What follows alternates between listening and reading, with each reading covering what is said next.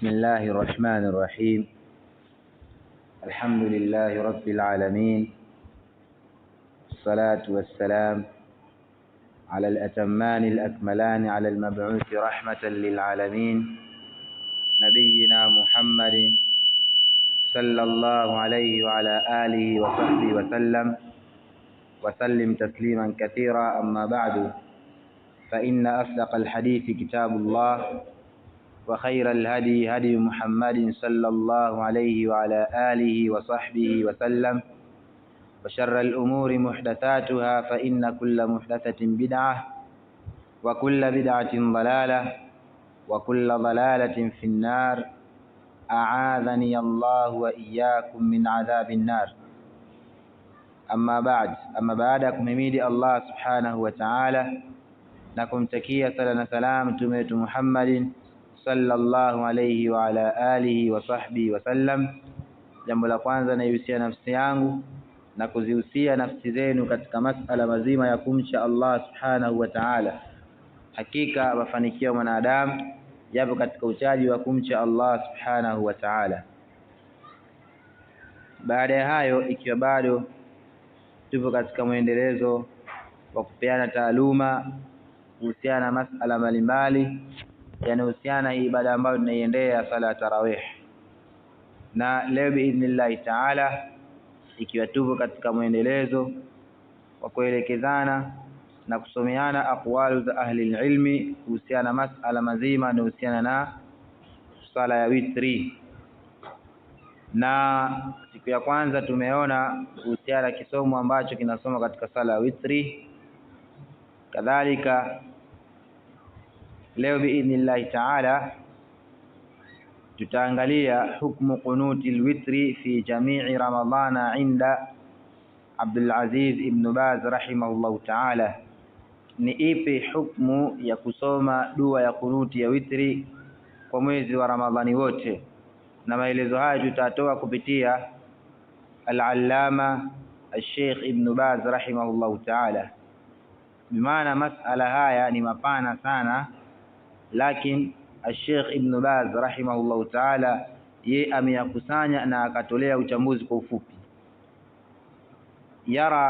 Anaona al-Sheikh Ibn Baz rahimahullah ta'ala anna al-qunuta fil witri sunnah, kwamba kusoma ile dua ya kunuti katika sala witri jambo hilo ni sunna, walaysa biwajibin, na wala sio wajib.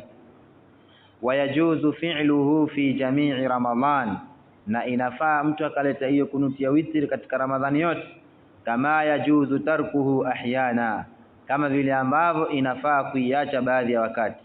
Walaysa hunaka dalilun, wala hakuna huko dalili yulzimu, inayolazimisha bi an yakuna alqunutu, kwamba kuwa ile dua ya kunuti an-nisfil akhiri faqat, kwamba isomwe katika nusu ya 10 la mwisho la Ramadhani, yani nusu ile Ramadhani peke yake, yani nusu ya mwisho ya Ramadhani. Bali al-amru wasi'un, bali jambo ni pana sana, maana masala ni mapana sana. Kama yajuzu alqunutu qabla ar-ruku'i, kama vile ambavyo inafaa kuleta dua ya kunuti kabla kurukuu au baadahu, au baada ya kurukuu. Wal afdalu ba'da ar-rukuu, na jambo lililokuwa bora kuisoma hii dua ya kunuti ni baada ya rukuu. Wa qad nassa rahimahullahu, na kwa hakika ametoa nas Allah mrehemu, ala anna al-qunuta fil witri, ya kwamba kusoma dua ya kunuti katika witri sunnatun fi ramadhana wa ghairihi, ni sunna ikiwa hiyo sala witri mtu ataisali ndani ya Ramadhan au sio kwa mwezi wa Ramadhan. Wa anna man fa'alahu ahyanan, na kwamba yote atakaifanya baadhi ya nyakati, watarakahu ahyanan, na atakayeacha baadhi ya nyakati, fala haraja alayhi, basi jambo hilo hapana ubaya juu yake. Kama tulivyosema mwanzo, haya masala ni mapana sana, ila al-Sheikh Ibn Baz rahimahullah ta'ala bimaana yeye amefanya ufupisho wa masala yote ambayo ameyazungumza ahlul ilmi kuhusiana na masala ya kunuti. Marejeo, rejea kitabu Majmu' Fatawa Maqalati Mutanawwi'a, bimaana juzu ya 11 kuanzia ukurasa wa 358 mpaka 361. Kadhalika juzu ya 30 bimaana ukurasa wa 51 mpaka 54 fi fatawa qiyami Ramadhan. Kwa ndugu zangu katika imani, Haya ni katika yale baadhi ya masala ambayo yamekusanywa kwa ufupi kuhusiana na masala ya kusoma dua ya kunuti, bimaana katika ile swala ya witri katika Ramadhan na isiyo kwa Ramadhan.